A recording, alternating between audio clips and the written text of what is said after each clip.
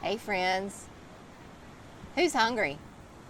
A few weeks ago, my family and I returned from our beach vacation with a cooler full of royal red shrimp. This is one of my favorite ways to prepare them. First, preheat the oven to 375 degrees. Coat a baking pan with a sheet of foil and coat it with cooking spray. Arrange 1 pound of shrimp and about a dozen cherry tomatoes on the sheet. Drizzle with 2 tablespoons of olive oil, then stir the shrimp and tomatoes to coat them with the oil. In a small mixing bowl, add half a teaspoon of kosher salt, half a teaspoon of ground black pepper, half a teaspoon of garlic powder, and half a teaspoon of Italian seasoning. Stir the seasonings until combined, then sprinkle the mixture over the shrimp.